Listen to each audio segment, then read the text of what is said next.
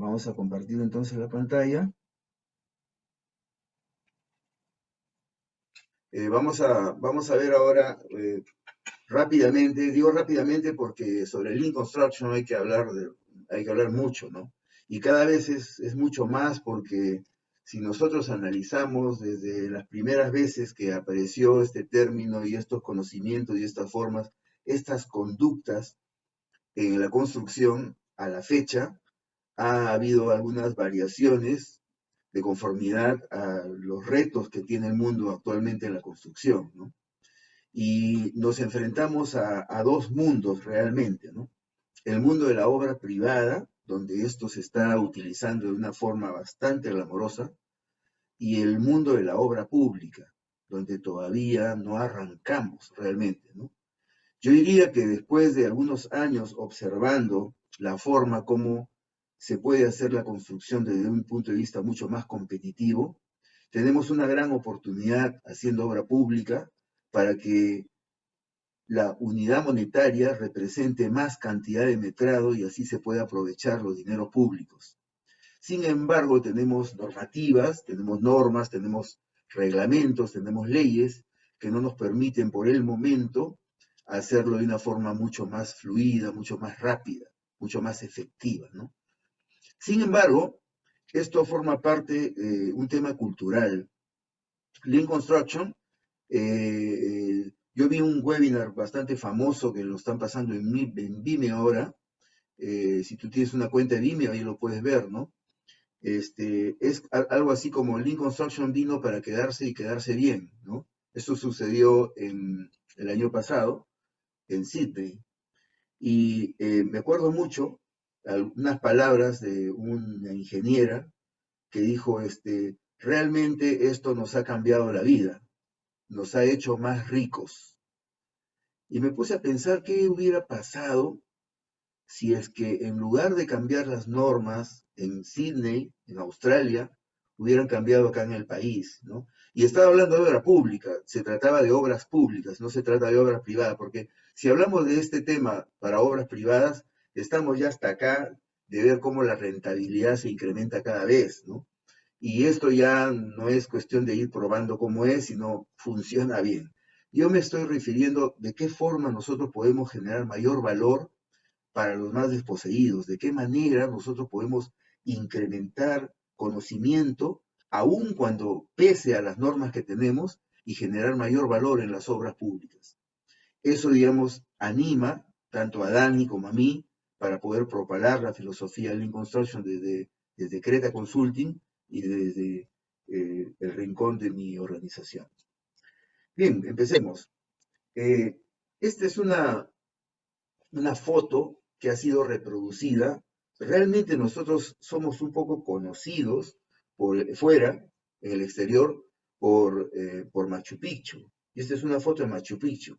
Y tenemos una tradición, digamos, en construcción, porque si nosotros revisamos los aspectos constructivos que hay aquí en estos vestigios de Machu Picchu, vamos a encontrar que tenemos el cimiento corrido, tenemos el contrafuerte, tenemos la viga, tenemos la mampostería. Es decir, hay diferentes elementos estructurales que formaron parte hace cientos y cientos de años en Machu Picchu, que es una maravilla del mundo, y que los tenemos ahora también en la construcción. Es decir, tenemos una historia, una tradición de construcción en el Perú.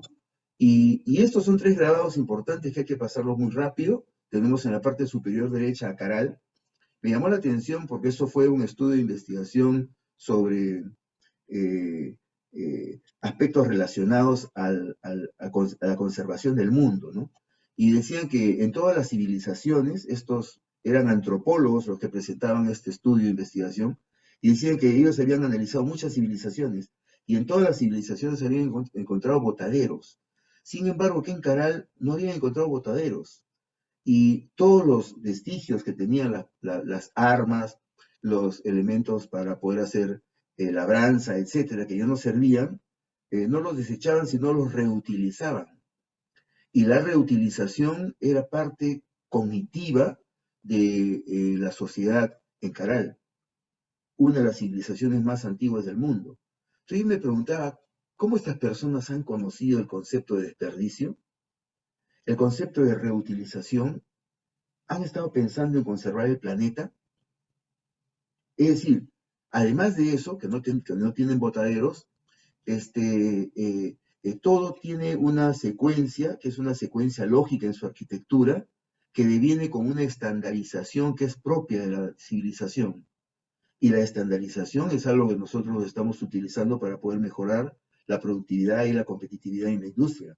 Sin embargo, en Caral ya veíamos esas iniciativas, ¿no? En la parte inferior derecha tenemos el baño de la Ñusta, también está en Cusco. Y en el baño de la Ñusta tenemos una ingeniería, digamos, que está presente permanentemente, ¿no? Este chorro que nosotros vemos ahí, a lo largo del año, es el mismo chorro, tiene un caudal que está más o menos dentro de los límites de media, más o menos una desviación estándar. Y cuando estamos chequeando menos más menos una desviación estándar, estamos viendo los límites máximos y mínimos más probables de ocurrencia con un nivel de confianza aceptable en la construcción, que es un riesgo del 15%. De manera que me preguntaba nuevamente, estas personas que hicieron esta construcción, ¿ellos conocían ese tema del riesgo? ¿Ellos sabían que era una desviación estándar? Al margen de que las escorrentías acá en máximas avenidas no sedimentan, y en estiaje siempre hay un flujo, el mismo flujo. Y el flujo promedio lineal más o menos una desviación estándar está dentro de los límites más probables del caudal que tiene este baño de la Ñusta. De manera que tenemos aquí una tradición en la construcción. Y en la parte inferior izquierda tenemos a Canas, también está en Cusco. Esto está más o menos a unos 15, 20 metros encima del río Apurímac, ¿no? Como todos conocemos, hay una red vial incaica, en el incanato había una red vial que se llama el Capacñán. Este Capacñán estaba dibujado en piedra, dibujado en arena, dibujado en muchas partes del incanato, y del Tahuantinsuyo, quiero decir. Y esta red vial mantenía puentes que cruzaban ríos, y estos puentes eran de este tipo. Pues este puente es el último puente inca que está en Canas. Ya no hay más puentes incas colgantes de este tipo. Y ese es el último puente. Y año a año este puente se destruye y se vuelve a construir. Y hay 4 o 5 comunidades que están cerca de este puente que se trasladan esto de padres a hijos, de padres a hijos. Y lo importante es que se reúnen con anticipación. 1 o 2 semanas de anticipación se reúnen para planear cómo va a ser la destrucción del puente y la construcción del mismo. Comienzan a habilitar el licho y comienzan a habilitar todas estas cerdas que van uniendo todas una a una con el mismo grosor y le dan la misma cantidad de vueltas. Hay una suerte de supervisión que va controlando el número de vueltas para ver, y yo me preguntaba nuevamente, eso no es sino un concepto de isotropía. Yo necesito que el elemento estructural sea isotrópico para que mantenga en servicio la misma resistencia en todos sus puntos. Y esto es ingeniería pura. Estas personas conocen este tema. Estuve en Cannes hace muchos años y le pregunté a uno de los mayordomos, que son las personas organizadoras, y le dije, ¿sabe usted que este es un elemento isotrópico? Me quedó mirando, miró al guía, como quien dice, me está fastidiando este tío, y le digo, sí, yo soy ingeniero, este es un elemento, están haciendo un elemento isotrópico acá. Y me dijo, no sabía, pero lo que sí sé es que tiene que tener un estándar.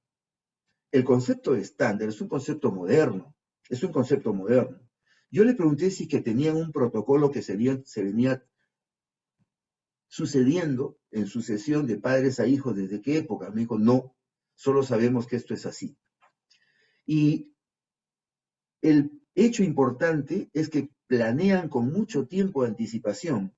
¿Con qué propósito? Con el propósito de poder hacer segmentos de trabajo que se alineen de tal manera que no hay ningún tiempo muerto. Y yo me preguntaba nuevamente, esto se llama un Lucajet, esto es un Lucajet. Y resulta que todo este plan, que es una red de compromisos que hay entre equipos de trabajo y equipos de trabajo, a qué hora me entregas, a qué hora me das, a qué hora haces, en qué momento es, y viene la supervisión y va levantando observaciones. Es decir, es todo un sistema de construcción. Y lo más importante de esto es lo siguiente, todo esto se hace en un día de trabajo. Este es un Last Planner, decía yo. Si todos lo estamos planeando, tenemos un sistema de trabajo para que los compromisos se cumplan entre una actividad antecesora y una actividad sucesora, que están de fin a comienzo, y no tienen que esperar ni siquiera una hora para eso, es decir, todo es crítico, están trabajando en cadenas críticas. Y las cadenas críticas, como vamos a ver más tardecito, es clave para poder generar un sistema cíclico reiterativo que genere un flujo de trabajo sin pérdidas. Y cuando yo me entero que esto se va a hacer en un día de trabajo, pues todo ese plan que estamos haciendo actualmente para hacer cualquier tipo de obra, estamos utilizando mucho tiempo de anticipación para hacer el plan, muy poco tiempo para hacer la programación, de tal forma que cuando empieza la actividad productiva, esto no para. Y ese es el trabajo que hacen en Canas, en Cusco. Estas 4 fotos que hemos presentado hasta ahora nos indican del valioso legado que tenemos en la construcción, de la oportunidad que nosotros tenemos de poder hacer ingeniería de la buena, como ellos. Este es el aeropuerto de Berlín-Brandenburgo. Este se llama Willy Brandt. Tiene el nombre de un célebre alemán. Esta es una obra que está en Alemania. Esta obra está entregada, falta liquidarla, pero está entregada, falta cerrar, perdón, el proyecto, pero ya está entregada, se está trabajando ya por partes. Lo cierto es que esto debió iniciar e inició a comienzos del año 2011 y debió terminar a finales del 2012, ¿no? Sin embargo, no cierran el proyecto hasta ahora, ¿no? Y lo más importante y lo más interesante es de que a la hora que se intervino esta obra, y alguien preguntó, muy bien, esta obra se está haciendo bajo un sistema de trabajo muy grid, ¿no? Por un lado tenemos todos los procesos que son inicio, planificación, eh, ejecución, seguimiento y control y cierre. Y por otro lado tenemos todo el desplazamiento de las gestiones del conocimiento, como son el alcance, los costos, los riesgos, el tiempo, etcétera, etcétera, etcétera, etcétera, ¿no? Entonces, bajo esa organización, bajo ese sistema de administración de proyectos tan organizado, pues esto debería estar al día. Sin embargo, cuando se termina este proyecto, se preguntó, ¿cuántos errores tiene hasta la fecha este proyecto? Y la cantidad de errores, yo también me alarmé igual que ustedes. Dice, errores en la obra, 66.500. Al comienzo, cuando estaba leyendo el paper, yo dije, son 66.5 errores, que o sea, van a medir 0.5 de un error. ¿Cómo es eso? ¿Qué tipo de medición es 0.5 de un error? Hubieran dicho mejor 66 errores o 67 errores. El asunto está que cuando seguí leyendo, hice algunas llamadas, me comuniqué con varias personas mediante correo electrónico para corroboren, y después de casi un mes y medio, efectivamente, son 66.500 errores que tiene este proyecto.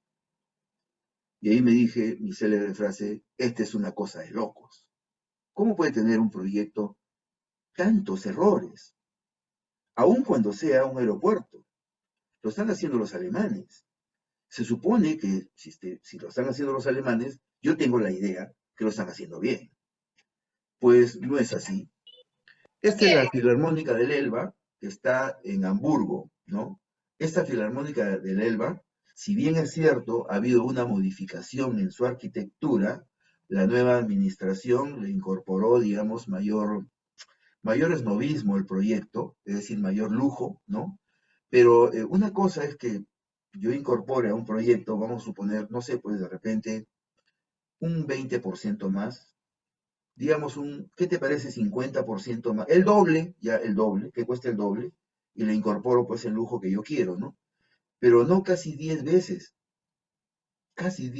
más supone en el momento que comienzas a investigar cuáles son las razones por las cuales, y ni siquiera se empleó BIM acá. De manera que los errores que han habido haciendo el plan, haciendo la programación y haciendo la ejecución han sido han sido clamorosos. Y tú pensarías que esto, digamos, si viene de Europa, de repente no tiene errores o de repente lo hacen, digamos, mucho mejor que nosotros, ¿no? Para que veas que, bueno, no es así. Y tomado esto es tomado de McKinsey. McKinsey siempre, cada 3, 4 años, hace una investigación sobre el tema del sector. Me refiero al sector construcción. Y hace mediciones. Estas mediciones las hace en función a la competitividad y otros más, ¿no? Hace también en función a costos, etc. En función a la competitividad, vemos que este valor está, que me parece que hasta el año 2010 proyectado, y la curva que está en rojo, esta curva que está en rojo, es la curva de la competitividad y productividad de la construcción. Es decir, estamos a la saga, estamos en último puesto, ¿no? Manufactura está muy alto, overhaul, está encima de nosotros inclusive, es decir, las demás organizaciones, ¿no? Los que de repente hacen negocio, hacen actividad, emprendedurismo, emprendimiento, no pagan impuestos, de repente la mitad. Todas estas personas, inclusive desde el punto de vista competitivo y productivo, son mejores que la construcción. Y estamos hablando a nivel global, a nivel mundial, ¿no? Los últimos valores que se tienen están estacionarios. Es decir, ni vamos con tendencia a la alza, ni vamos con tendencia a la baja. Ahí estamos estacionarios. De manera que este es un gráfico hecho por McKinsey, digamos que da cuenta de que realmente estamos con niveles muy bajos en el tema de la productividad, ¿no? Bien, se hizo encuestas a 20 gerentes, esto fue en los Estados Unidos, sobre cuál es la razón por la cual estamos tan venido menos en la construcción. Estas personas tenían muchas horas de vuelo trabajando con horas de construcción y proyectos de construcción, y también en la gerencia, ¿no? El 57% indicó que la construcción es la única industria que separa el proceso de diseño del proceso de producción, usando comúnmente la metodología que se llama Design Bid Build, debe decir, es al revés. Design Bid Build. El Design Bid Build es diseño, licitación, construcción. Y así trabajamos en la actividad privada ahora, cada vez menos. Yo diría que cada vez mucho menos, ¿no? Y en la actividad pública, en la actividad pública continuamos con diseño, licitación, construcción. El que diseña no sabe quién va a licitar, y el que construye no conoce al diseñador. De tal manera que esas formas un poco ya eh, no utilizadas, no utilizables para poder generar valor, porque no genera valor de esa manera, se está dejando de usar, ¿correcto? Pero estos gerentes decían que esa es una de las razones, y fíjate, el 57% decía eso. Esa es una de las razones por las cuales la industria está así, ¿no? Y otro porcentaje, que fue el 43%, indicó que ese formato de low bid, esa mala práctica de low bid, es otra de las razones por las cuales la industria de la construcción está así. Este low bid viene a ser lo más bajo posible, ¿no? Es decir, como acá en Perú nosotros decimos, te tiraste al piso. Te tiraste al piso significa que estás ofertando lo último posible. ¿Y por qué estás ofertando lo último posible? Estás ya a tu costo. Porque quieres que te adjudiquen la buena pro y quieres el adelanto en efectivo. ¿Por qué? Porque tú vienes haciendo un semejante forado de la obra anterior. Y ese efectivo te va a servir para cubrir tus errores y tus ineficiencias anteriores, ¿correcto? Y vas a armar otro hueco acá. Abres un hueco para tapar un hueco antiguo. Y la idea es que no te quedes sin obras, porque si no, al final hacemos un corte y te vas a quedar con un hueco, ¿no es cierto? Entonces la idea es que no te quedes sin obras. Y para que no te quedes sin obras, tienes que ser corrupto, tienes que coimear, tienes que hacer una serie de cosas que son incorrectas, indebidas, impropias, para poder continuar, ¿no es cierto? Y lo demás es historia, no necesito yo decirlo porque ya todo el mundo conoce cómo es el tema por ahí. Lo cierto es que estas dos razones se han corroborado con McKinsey haciendo una encuesta en Europa y en el Asia. Es decir, no solamente sucede esto en Estados Unidos, sino sucede en Europa y en el Asia. Y si nosotros estamos chequeando, sucede acá también. Es decir, mantenemos esa mala práctica que no es un tema de un sector, no es un tema de un país, no es un tema, no, es un tema mundial. Por eso es que los valores de competitividad son mundiales y tenemos esas curvas como las que están en rojo, ¿cierto? Ahí viene el Lean para poder, es la caballería ligera que viene tocando su corneta para salvar. Es el chapulín colorado que viene para hacer algo por ti. Pero, ¿quién acuñó el término Lean? ¿De dónde sale el Lean? ¿No? Es más, hay gente que escribe Lean, L-E-E-N. ¿Cómo es este tema de Lean? La primera vez que acuñaron el término Lean fue en una revista científica, ¿no? La revista se llama Sloan. Y esta revista no es sino del MIT, es decir, del Massachusetts Institute of Technology. Quizás en aquella época la institución que tenía la mayor cantidad de conocimiento en el mundo. Ya no lo es, pero en esa época sí lo era, en esa época. Si alguien quería estar, digamos, en el pináculo del conocimiento, si alguien quería estar en la frontera del conocimiento, el MIT era el que hacía la última investigación sobre el tema que tú requirieras. Era lo último. Y en esta revista que fue en 1988, sale un artículo muy interesante, muy importante. Si lo quieren, vamos a pasar el artículo. Está en perfecto inglés, creo que lo he traducido. Y esto es de John Caffrey. Y John Caffrey, John F. Caffrey. John Caffrey es un investigador que sacó un artículo tan sugestivo como su título, ¿no?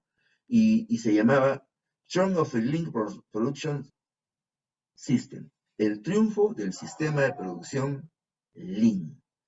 Y todo el mundo decía, el sistema de producción Lean, ¿cómo es el sistema de producción Lean? Se interesaron por el tema del sistema de producción Lean.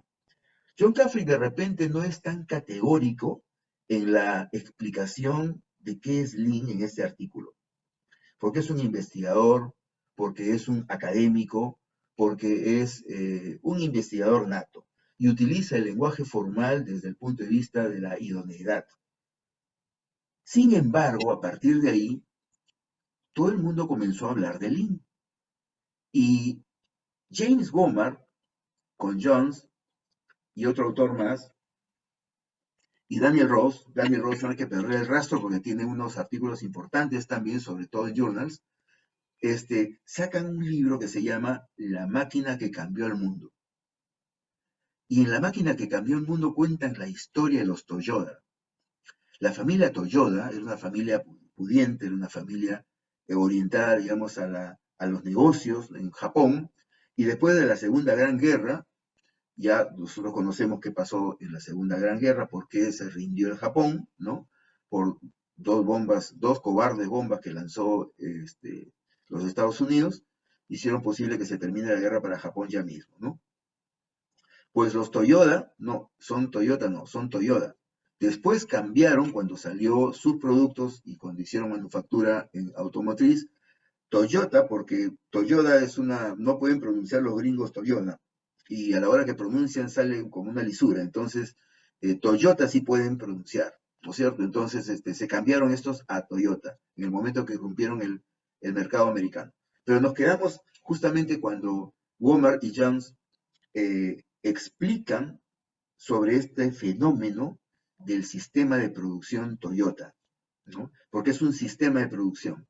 Entonces, este sistema de producción, hay diferentes sistemas de producción, ahora son muy conocidos, por ejemplo, el sistema de producción Audi, que está patentado recientemente, hace 2 años me parece, el sistema de producción Peugeot, el sistema de producción Toyota, que es archiconocido, y así. Entonces, en este libro, con bastante, yo diría, desde un punto de vista de una manera muy docta, hacen una explicación de cómo es este sistema de producción Toyota. Y cuentan la historia justamente de la familia Toyota, el cambio a Toyota, para definir cuál fue la máquina que cambió el mundo. Y si tú crees que la máquina que cambió el mundo fue un auto, porque en las carátulas de todos estos libros, al menos he visto como 6, 7, sale un vehículo, ¿no? Aparentemente aquí vemos la trompa, me parece que es una SAP, o es un auto, me parece, pero tú crees que la máquina que cambió el mundo es un auto, y no, esa no fue la máquina que cambió el mundo. Y cuando tú lees, no te voy a decir cuál para que leas el libro, pero cuando tú lees el libro te das cuenta de que hay una selección de hechos que están concatenados, que trajo como consecuencia un sistema de producción que lo propuso Toyota, ¿correcto? A partir de acá, todo el mundo comenzó a hablar sobre Lean. Lean por acá, Lean por allá, Lean por acá, Lean más allá arriba, abajo, al centro, adentro, salud. Todo era Lean y comenzaron a hablar de Lean. Sin embargo, lo que estaban hablando sobre Lean no era Lean.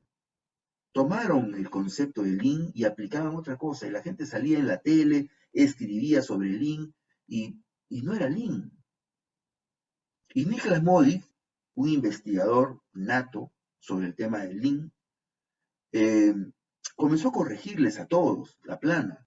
Y Niklas Modi, con su partner, salían a decir, señores, por favor, ese señor que está hablando de Lean, eso no es Lean. Lean es esto, y explicaba. El señor de acá que sale en la tele, todo, el profesor universitario, eso no es Lean, señor, Lean es esto. Y su padre le dijeron, oye, pero tú paras corrigiendo a todos esto de Lean, ¿por qué no lo pones por escrito y explicas qué es Lean realmente? Escribieron un libro, Transos y Modic, escribieron un libro y no tenían el título. ¿Qué título le ponemos? Y retrasaron justamente su tiraje porque no tenían un título, un epígrafe. Y resulta que alguien le dijo por ahí, bueno, pero ¿qué es lo que quieres explicar? Lo que quiero explicar es que esto es Lean. Yo lo que quiero decir es, esto es Lean. Eso es lo que quiero decir. ¿Cómo puedo poner un título que explique que esto es Lean? Y el libro se llama This is Lean, ¿no? El libro que está acá, This is Lean, ahí está. Niklas Moll. Y aquí en este libro se explica de manera categórica, desde el punto de vista de un lenguaje muy coloquial, diferente a la máquina que cambió el mundo. Este es un lenguaje muy coloquial, muy práctico, con una sinonimia bastante baja, como para que tú, si más o menos chancas el inglés, la haces linda, y te explica muy bien con ejemplos. Un ejemplo tan práctico y tan sencillo como una mujer, por ejemplo, que se siente un poco mal, va al médico y le dice, me siento un poco mal, ¿cuáles son sus síntomas, etcétera, etcétera? El médico para hacer un diagnóstico, manda que haga pues una serie de análisis. Esta mujer se va a hacer una serie de análisis y en los análisis se da cuenta de varias cosas. Conceptos, por ejemplo, como capacidad instalada ociosa, conceptos, por ejemplo, como cuellos de botella, conceptos, por ejemplo, como justo a tiempo, just in time, conceptos, por ejemplo, como throughput, conceptos, por ejemplo, veintitantos conceptos que te explican con manzanitas. Clave para que puedas entender qué es Lean, porque Lean no es Lean Construction. Lean está presente en diferentes actividades económicas en el mundo, en la economía, en la contabilidad, en la administración, en la construcción, en la minería, en la gerencia, etcétera, etcétera, etcétera. Aplica para tu actividad productiva per se, pero tendrías que definir primero qué es Lean. Estos dos libros son claves, son iniciales, lamentablemente, para que tú cambies desde un punto de vista de tus paradigmas, tienes que entender mejor leyendo. Y me parece que estas dos obras son obras claves iniciales para que puedas empezar un camino Lean. Stephen Covey, en su libro Los 7 hábitos de la gente altamente efectiva, que es un bestseller, no sé cuántas veces ha sido editado ya perdí la cuenta, nos habla justamente de la proactividad, ¿no? Uno de los hábitos, el primer hábito, es el tema de la proactividad. Entonces dice, la gente tiene que ser proactiva. ¿Pero qué significa que la gente tenga que ser proactiva? La gente es proactiva cuando normalmente tú tienes dos ámbitos, y este es una de las bases Lean justamente, que sigue un principio Lean. Y cuando tú eres proactivo, es porque tú identificas dos círculos en tu vida, el círculo de preocupación y el círculo de influencia. Entonces, el proactivo tiene su círculo de influencia más grande que el círculo de la preocupación. Y a veces nos pasa lo siguiente, ¿no? Sobre todo nos pasa en obra. Comenzamos a perder tiempo, comenzamos a disponer mucho tiempo sobre algunas cosas que nosotros podemos cambiar. Si nosotros no podemos hacer ese cambio, no podemos ejercer la voluntad de cambio de algo, entonces no perdamos tiempo, no gastemos esfuerzos ni recursos. Centrémonos en lo que sí podemos cambiar. Y ese es un tema clave que es la base, por ejemplo, de las 5 S, que es una propuesta también de los japoneses, ¿no? Muchos dicen que no, que ha sido Henry Ford el que propuso. Siempre hay una cuestión contrapuesta, Alianza U, etcétera, ¿no? Estados Unidos, Japón. Entonces, Kobe nos identifica en su libro con una forma muy docta, de qué manera nuestro círculo de influencia puede traer como consecuencia un ambiente propicio para la productividad. ¿De qué forma se puede hacer? Y no lo dice en la construcción, en tu vida. ¿Por qué? Porque debe suceder lo que se denomina un fenómeno paradigmático, un cambio de paradigmas. Entonces, en ese cambio de paradigmas a lo largo del tiempo, si hacemos un timeline, han sucedido varios cambios paradigmáticos, varias formas, varias maneras cómo poder gestionar ideas a lo largo del tiempo. Y veamos, esto está desde 1810, más o menos, ¿no? 1810, con el Eli Winday, que genera, digamos, unas formas conductuales en procesos de manufactura aliados a rendimientos, ¿no? La primera oportunidad fue el año 1810. Después viene 1880, 1890, con el cost accounting. Y así sucesivamente. Después viene Frederick Taylor, después viene Henry Fayol, dos ingenieros que tomaron para sí la forma de administración de proyectos, ¿no? Y generan lo que se denomina ahora el proceso de administración. Aquel que dice que primero se planifica, luego se organiza, luego se lidera, luego se controla, regresas otra vez a replanificar y así sucesivamente, ¿no? A lo largo del tiempo, si nosotros vemos en la parte superior qué es lo que ha pasado y en la parte inferior qué es lo que ha pasado, la parte paradigmática ha sido cuando hemos cambiado los principios por los procesos. Es decir, los principios eran, valga la redundancia, primero y los procesos eran después, ¿correcto? Resulta que después, con GAN, con ruta crítica, con PER, etcétera, fueron los procesos los que mandaron. Y los principios al cuerno, los principios, se fueron a esa letra que tú estás pensando. Entonces, todos nos estábamos basando en procesos. Proceso por acá, proceso inicial, proceso final, proceso medio, proceso know-how, proceso, todo eran procesos, ¿no? Es más, protocoliza tu proceso, no era una expresión idiomática que usamos hasta hace muy poco, ¿no? Resulta que después han venido los sistemas de RP, han venido los sistemas de valor, han venido las formas ágiles de administrar proyectos, de gestionar ideas, y han venido las formas Lean, que es una forma ágil, ¿no es cierto? Donde la base fundamental ya no son los procesos, sino son los principios. Y nos basamos ahora nuevamente en principios, ¿no? Hemos sido testigos, digamos, hace muy poco, ¿no? Del PMI, que es el Project Management Institute, que hasta hace muy poco tenía una resistencia pero férrea. Más o menos estamos hablando de unos quizás 8 o 10 años, este cambio a principios se efectuó, ¿no? Y nos hemos dado cuenta cuando hubo la gran debacle de la crisis económica norteamericana, que afectó al mundo, ¿no? Le han llamado a los norteamericanos crisis financiera mundial, pero no ha sido una crisis financiera de ellos, ¿no? Y al final nos afectó a todos. Eso fue fines del 2017, 2007, comienzos del 2008. Entonces, cuando sucedieron estas cosas, hemos tomado por evidencia ese cambio que hubo, porque los procesos nos llevaron a eso, ¿correcto? Más otras cosas adicionales de tipo financiero, ¿no? Y políticas también. Sin embargo, a partir de ahí se genera toda una corriente de principios, ¿no? Y veamos un poco. Prince2, que es una forma de administrar proyectos que tiene, digamos, una mayor asertividad, cambia a principios y se basa en sus 8 principios, ¿no? Scrum, que es una forma que inicialmente se inventó esto para hacer proyectos de software, ¿no? Cambia a principios y se basa en sus 6 principios, ¿no? XG o XY Production se basa en principios fundamentalmente, son 10 principios, ¿no? Lean son 12 principios, ¿no? Lean Construction son 5 principios. Y así, pues hasta la sexta edición del PMI, con digamos, su guía de administración de proyectos PMBOK o PMBOK, ¿no? Que son las siglas en inglés de Project Management Body of Knowledge, se basaban en procesos. Es más, la penúltima edición, la sexta edición, ha sacado una especie de anexo, ¿no? Un apéndice, que es sobre Agile, que es ágil.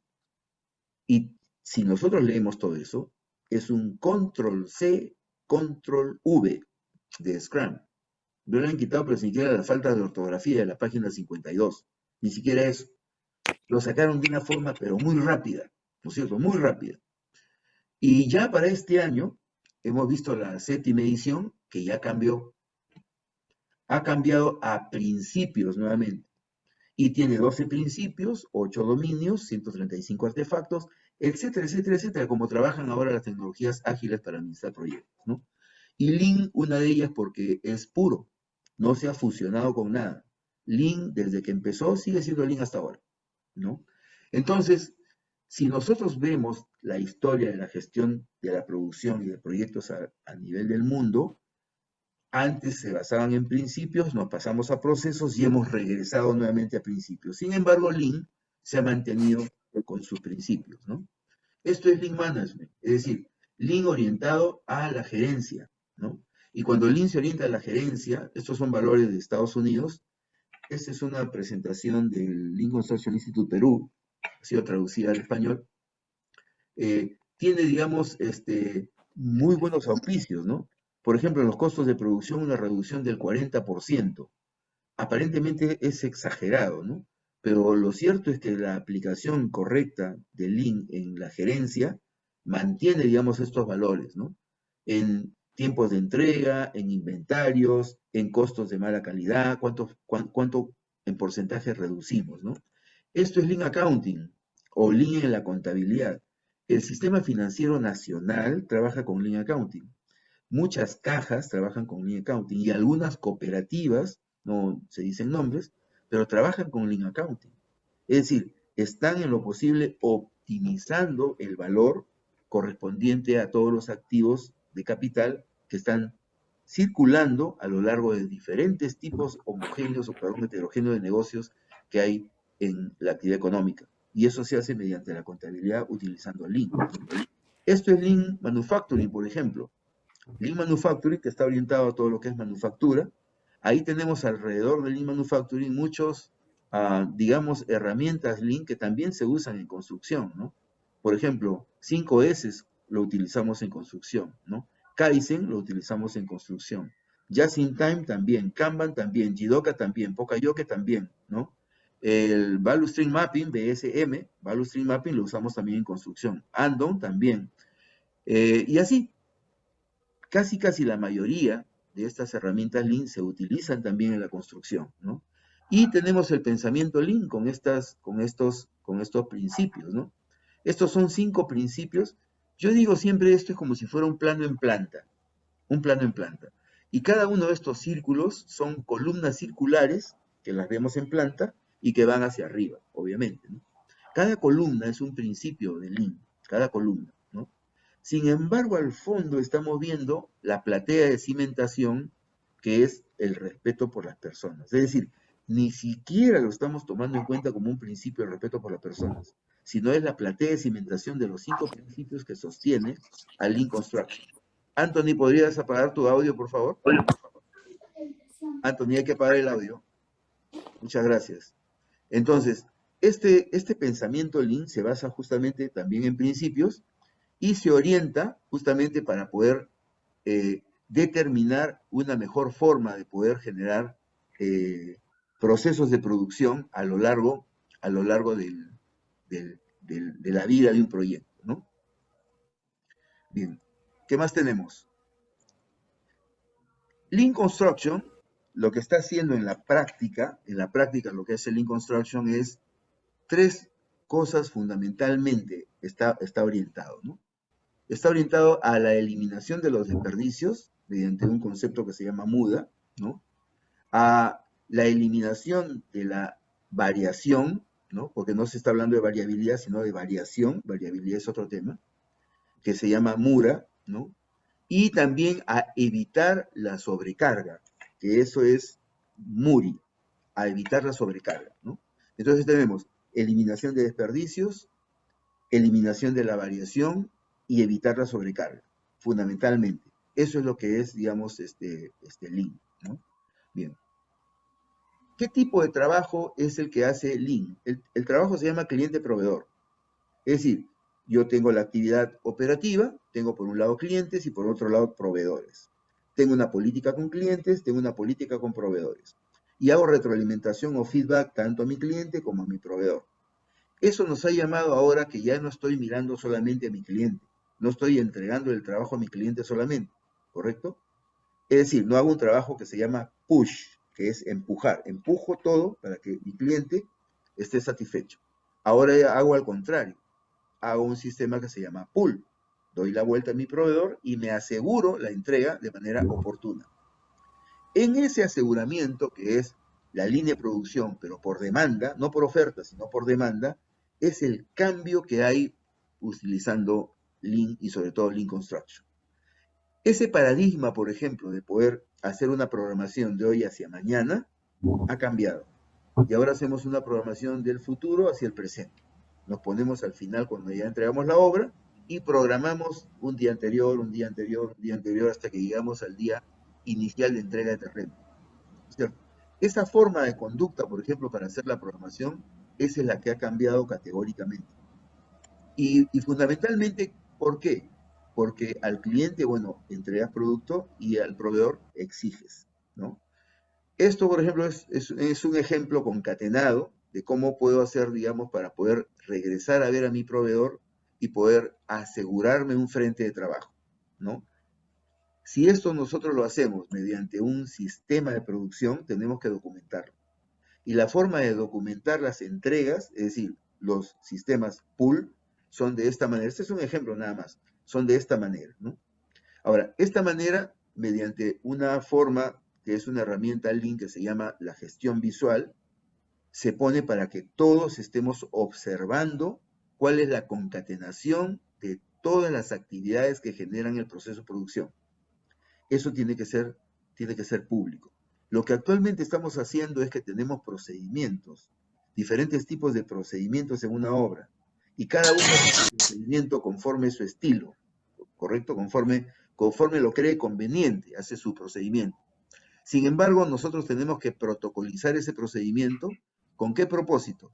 Con el propósito de que haya una sola forma de poder generar una acción operativa en la obra, una sola manera, ¿no? No diferentes estilos, sino una sola manera.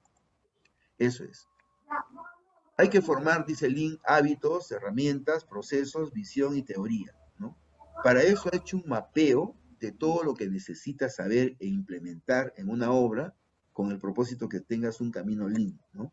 Y eso lo ha determinado como un concepto que se llama progresión Lean. Entonces, fíjate, si es que tú quieres obtener resultados rápidos, acá está, resultados rápidos, aplicas todo esto que está acá, la parte de procesos. Si tú quieres a la vez de resultados rápidos tener un sistema de trabajo, aplicas todo esto más esto que está acá. Pero si tú quieres generar ya una cultura en tu organización, aplicas todo lo que tengo acá, ¿correcto? Aplicas todo. Entonces, para resultados rápidos, aplicas todo esto de acá, que es procesos, resultados rápidos.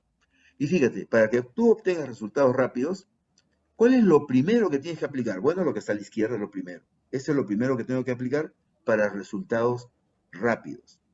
Y acá dice LPS. ¿Qué es LPS? LPS. Bueno, si aplicas LPS, obtienes resultados rápidos en una progresión. Pero resulta que LPS es Last Planner System, el sistema de producción en la construcción. Y lo habíamos mencionado antes.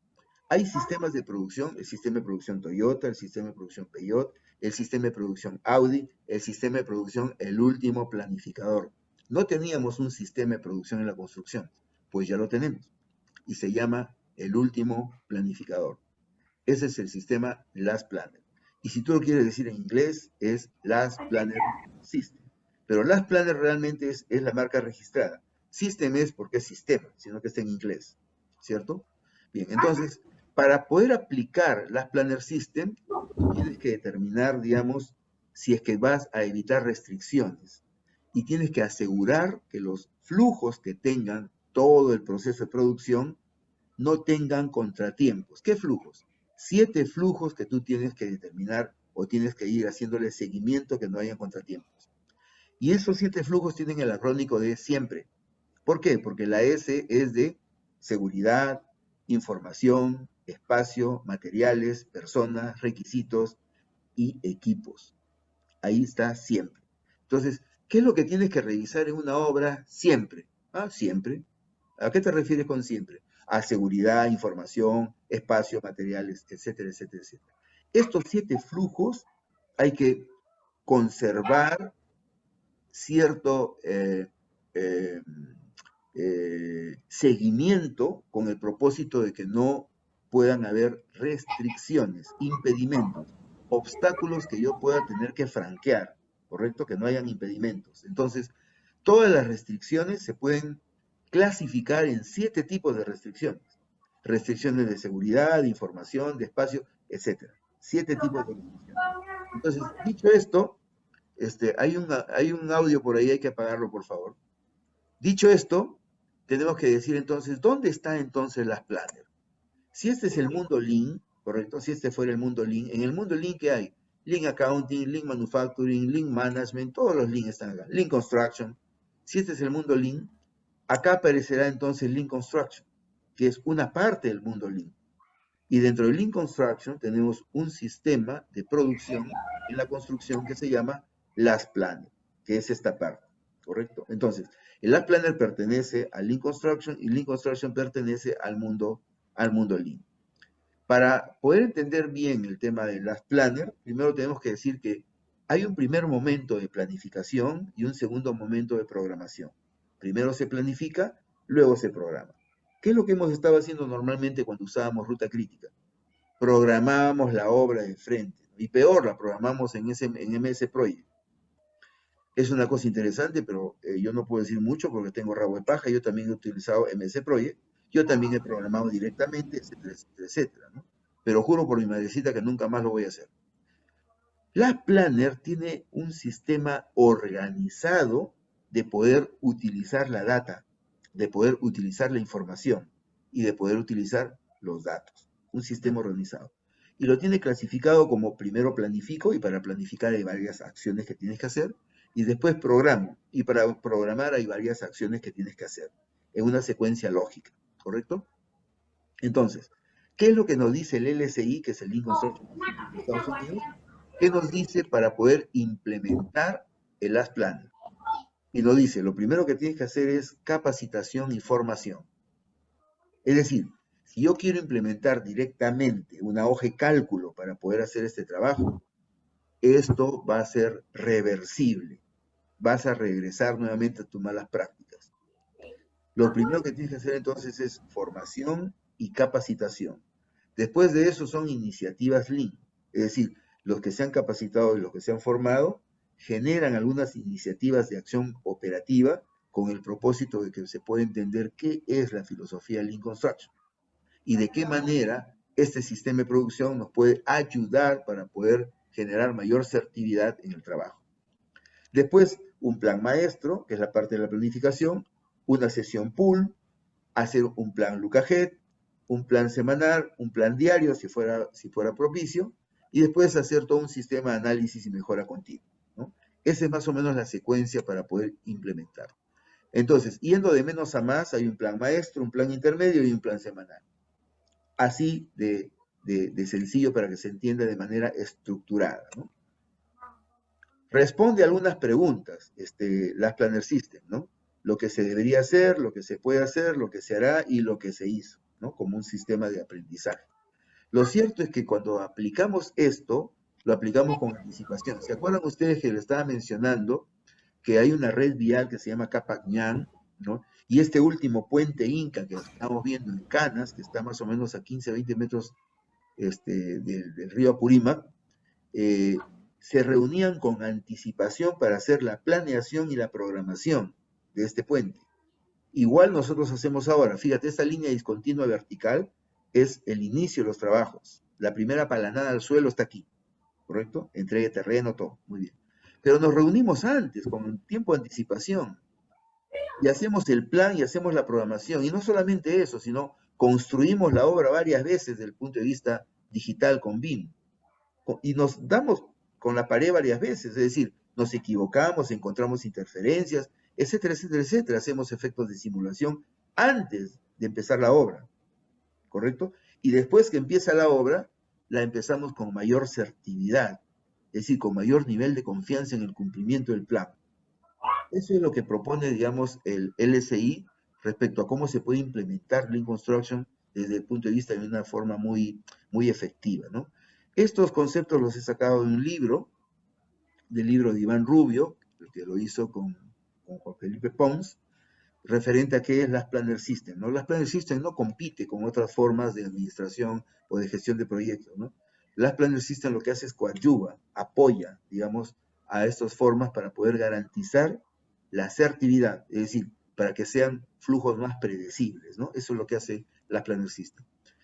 Este es el fenómeno de Luca Head, por ejemplo, que es un invento de Glenn Ballard y Greg Howell, ¿no?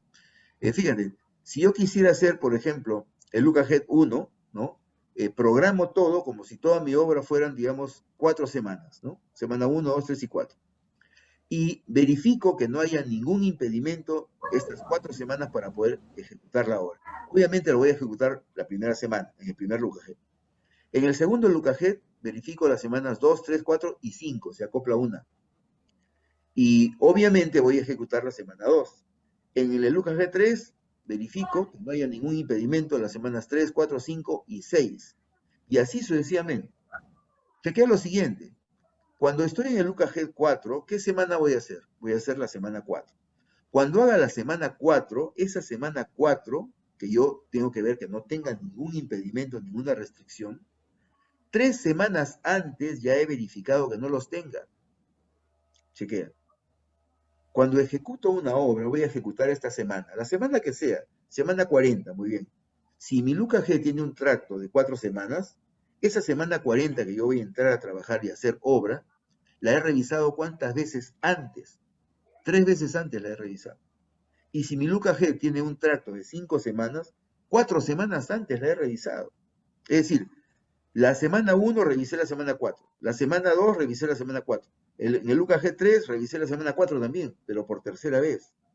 Obviamente, en el Lucas G4 yo me aseguro que no haya ningún impedimento para que lo que he planeado y lo que he programado se ejecute tal cual. La teoría de restricciones que nos ha propalado Eliyahu Goldratt, aquel que dijo cuál es la meta en los negocios y explicó de una manera muy, muy coloquial la meta en los negocios. Es más, su primer libro se llama La Meta, así se llama. Nos explica cuál es la teoría de las restricciones, o TOC, las siglas en inglés, de Theory of Constraints. ¿Cuál es la teoría de las limitaciones? Y en función de esa teoría de limitaciones yo tengo que poner la menor cantidad de alternativas o restricciones que me impidan hacer el trabajo desde un punto de vista muy coherente, ¿correcto? Y la coherencia significa mantener un plan y una programación, una asignación de recursos que justamente nos den productos terminados valorizables, ¿no? Eso es. Entonces, el fenómeno de Luca G, que es el invento fundamental de Lab Planner System, está garantizando en la práctica que no voy a tener ningún impedimento en el momento que yo voy a ejecutar en el programa semanal la obra, ¿correcto? Lo mismo en el Luca G5. Si en el Luca G5 yo voy a trabajar la semana 5, esa misma semana 5 la he revisado 3 veces antes, si tengo un tracto de 4 semanas, ¿correcto? Bien, este entonces es el plan. Se hace un plan maestro, en la parte de acá, se hace un Luca G, que es un plan intermedio. En el interín he generado una sesión pool, ¿no? Una programación desde el final hacia el inicio. He hecho una sectorización, genero un cuadro de restricciones en función a los tipos de restricciones que tenemos, los tipos de flujos, que es siempre, una vez que levanto las restricciones y no hay ningún impedimento para que yo haga la programación semanal, programo la semana que está acá, ejecuto, y después de ejecutar hago mediciones. Mido fundamentalmente el PPC, que es el porcentaje de las partidas que han sido completadas al 100%, y las razones de incumplimiento. Pero no solamente eso, sino mido también, por ejemplo, los índices de productividad.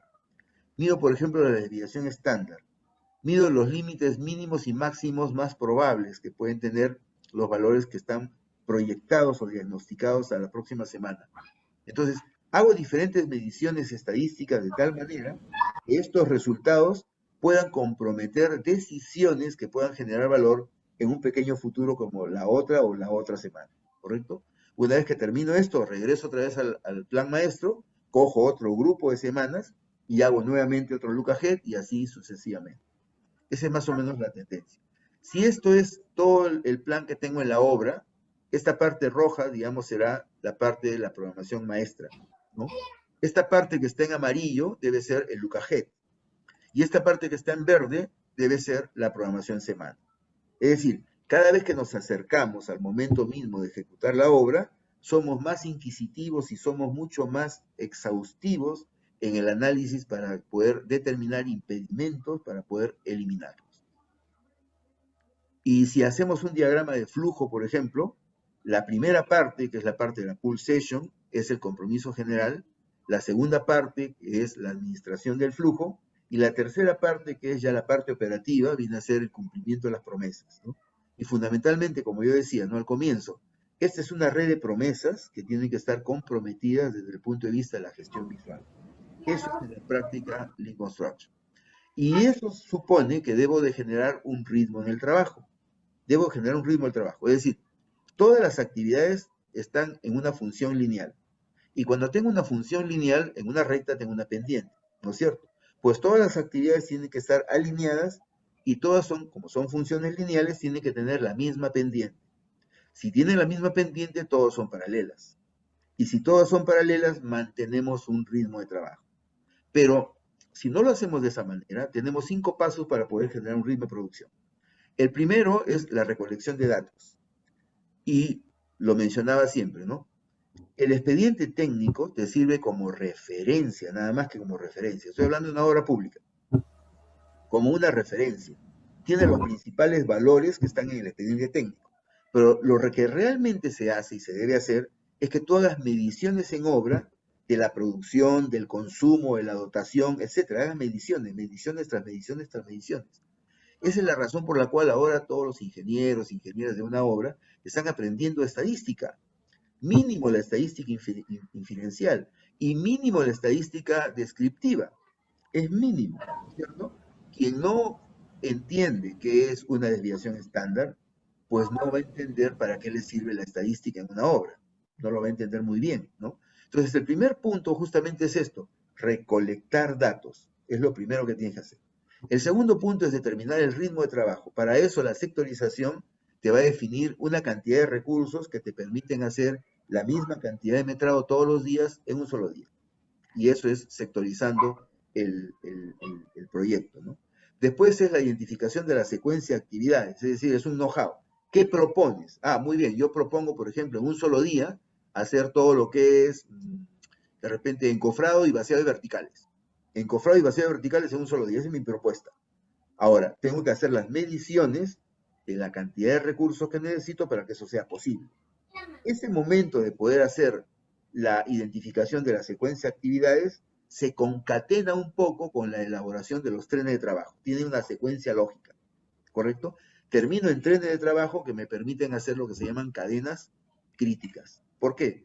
Porque en una ruta crítica yo mantengo un solo desplazamiento, a veces dos, que están concatenados de fin a comienzo, donde las holguras totales son cero. Pero en una cadena crítica, todas las actividades, todas son críticas, porque no tienen holguras, no deben tener holguras, ¿no es cierto? Si nosotros definimos, por ejemplo, en ruta crítica, ¿cuántas rutas críticas tiene un proyecto? Y la respuesta es todas. No es que tenga una sola o dos. Teóricamente hablando, si un proyecto está optimizado, todo es crítico, ¿no es cierto? Y cuando vemos los trenes de trabajo utilizando las Planner System mediante la filosofía Lean Construction, los trenes de trabajo son críticos, como estamos viendo ahí. ¿Podemos tener una elongación de cualquiera de las actividades? La respuesta es nunca. Nunca podemos tener eso. ¿Por qué? Porque todo es crítico, ¿no? Y el último punto, el quinto punto, es el balanceo de recursos. El balanceo de recursos determina la cantidad precisa de recursos que necesito para que con solvencia profesional hagan el trabajo por cada sector en un día de trabajo. Y tenga que tener la ciclicidad necesaria para que sea reiterativo y mantenga, digamos, flujos pertinentes, es decir, flujos eficientes, que mantengan una secuencia que no pare. Eliminación de cuellos de botella, eliminación de capacidad instalada ociosa. Al final vamos a tener una secuencia como esta, por ejemplo. Pero ustedes me dicen, bueno, pero estas cadenas críticas, yo veo espacios en blanco aquí. Claro, los espacios en blanco son tiempos tecnológicos. Y el tiempo tecnológico no es negociable. Por ejemplo, yo hago un vaciado de techo, ¿correcto? Al día siguiente deschampo los encofrados y sigo con mis columnas arriba, un momentito.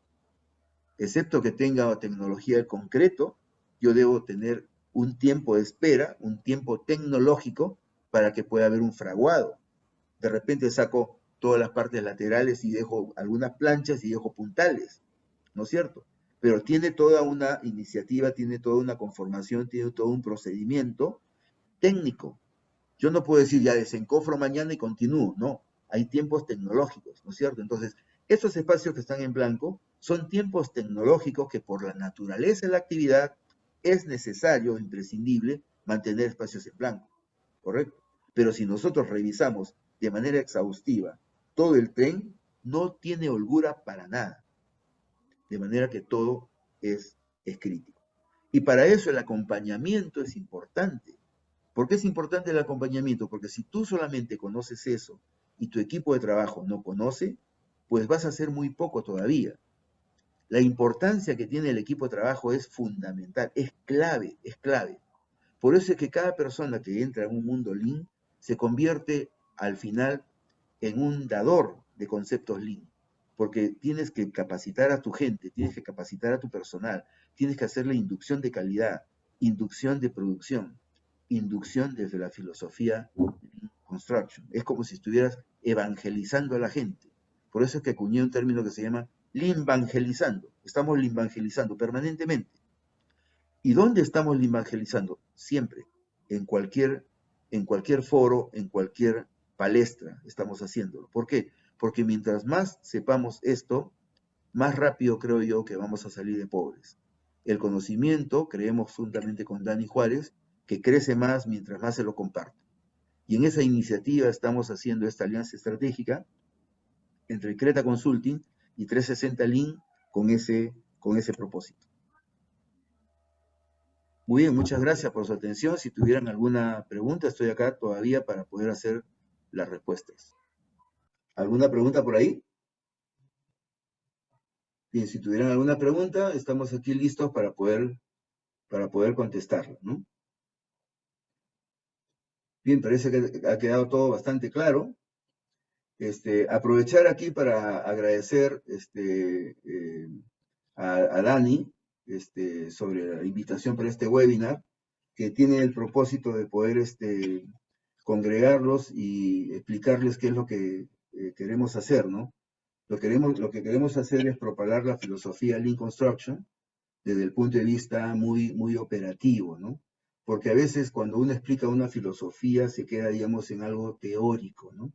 Y lo cierto es que hay que aterrizarlo con algo muy práctico. Y hemos visto, por ejemplo, de que el Lean Construction Institute lo que propone, si tú quieres resultados rápidos, utiliza las Planner. Y esa es la razón por la cual a veces la gente cree que las Planner es Lean Construction, ¿no?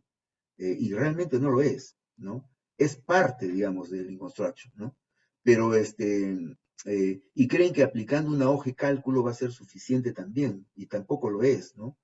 Pero hay algunos tips que necesitamos saber y conocer de cómo poder hacer la implementación desde el punto de vista muy fáctico, pero también que tenga sostenibilidad, ¿no? Eso me parece que es clave. Al margen de que el empresario quiera o no invertir en esto, al margen de eso, ¿no? Yo he estado, por ejemplo, en organizaciones donde los empresarios no querían invertir un sol en este asunto. Muy bien, yo lo hago en la obra. Y se obtienen resultados contables, ¿no? Porque los resultados tienen que ser contables. Si no hay resultados contables, ¿de qué tipo de resultados estamos hablando? Si ese resultado que me voy a ver más bonito, mejor, tu obra está limpiecita, ese no es un resultado. El resultado es cuando tengo utilidades en contabilidad. y son utilidades reales. Ese es un resultado, ¿correcto? El resultado es cuando genero valor. Ese es un resultado. ¿Y el valor se puede medir? Claro que sí. ¿Cómo se mide? Con dinero, así se mide con dinero. No, no es que tengo más valor porque tengo la percepción, no, no, no, sí. Aquí o es dinero contante y sonante que ha generado en función a un sistema de mejora permanente o no lo es, ¿no? Es bastante, bastante tangible, ¿no? Ahora, hay que saber medirlo. Hay una teoría del valor para poder medir. Hay dos algoritmos que se usan con los mismos resultados que tú tienes ya en la contabilidad. Con esos resultados aplicas el algoritmo y ves cuánto de valor se ha ocasionado. Si has creado valor o también si has destruido valor, ¿no? Porque también el valor se destruye. O creas valor o destruyes valor. Muy bien. De repente hay una... Dice, ingeniero, muy buenas noches. ¿Es posible aplicar la filosofía Lean en proyectos del Estado? Claro, de eso estamos hablando. O sea, de lo que estamos hablando es que yo he aplicado en obra pública, donde la empresa no quería. Obviamente la entidad licitante, la que ha adjudicado la buena por no sabía, no estaba parado, no sabía dónde están parados, ¿no? La supervisión tampoco decía, no te metas en camisa de 11 varas, ¿no? Y de todas maneras tienes que presentarme tu curva S, todo igual, pues te voy a cumplir, no te preocupes, si no lo voy a hacer desde el punto de vista de campo, lo voy a hacer diferente, desde el punto de vista del campo. Pero tus informes y todo, no te preocupes, don't worry. Y listo, ¿no? Y el incremento de la productividad se da fundamentalmente por varias razones, ¿no? Una de ellas, por ejemplo, es el liderazgo, es una de ellas, ¿no? Y para ejercer un liderazgo efectivo, tienes que hacerlo con el ejemplo. Hacerlo con el ejemplo, ¿no? Entonces tú no puedes dar una orden de hacer algo cuando tú no tienes ni idea cómo se hace. No puede ser. La gente te falta el respeto así. Entonces, hay diferentes condiciones que tienes que tener para poder ejercer ese tipo de liderazgo que pueda generar un clima organizacional propicio para la alta producción. Esto no es magia, esto no es una hoja de cálculo, pones el valor de enter y cambió, no, no, no. Esto se construye poco a poco. Esto es una conducta distinta, es una forma diferente de hacer negocios en la construcción. ¿Qué tiempo va a demandar? No lo sé. Eso va a depender del fenómeno paradigmático que tengas tú en la mente y tu gente también. Va a depender de eso. Ya habíamos terminado la exposición. Si hay alguna pregunta adicional, sería excelente. A ver, estimados amigos, colegas, a ver si podemos escribir en todo caso en el chat las preguntas para que el ingeniero pueda resolverlas. Bien, bueno, ingeniero Carlos Vargas, nuevamente agradecerle por estar, haber aceptado pues esta alianza estratégica de Creta Consulting con 360 Link, ¿no? A fin, pues, como usted bien lo dice, de poder compartir los conocimientos a todos nuestros colegas y al personal o al interesado de vamos con usted mismo, como bien lo habíamos coordinado, ver el tema de ya el curso en sí, ¿no? De Lean, ¿no? En lo cual a todos los participantes, para lo cual a todos los participantes, pues,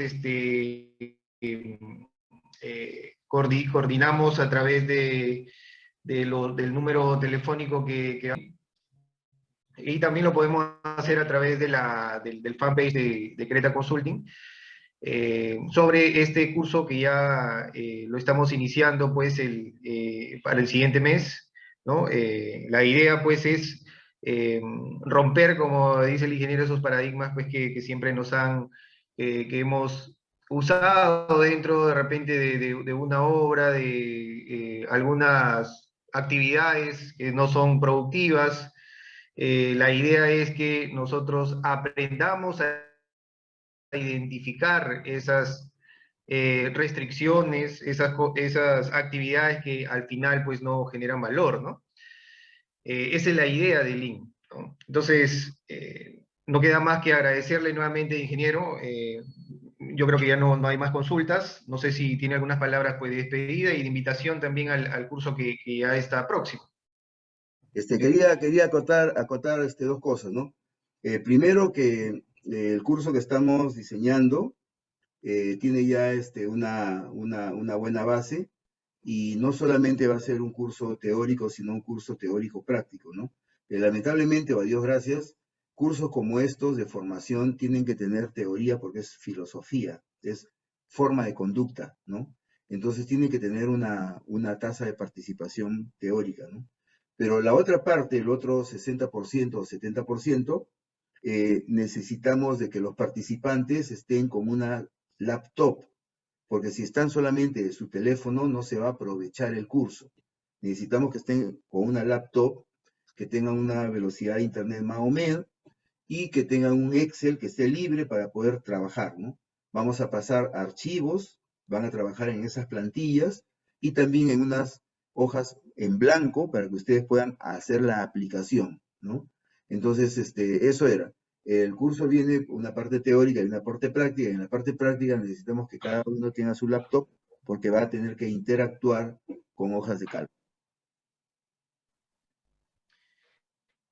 Bien, señores, ha sido una noche bastante productiva. Ingeniero Vargas, muchas gracias por la exposición y nos estamos viendo pues en una nueva, en otra oportunidad.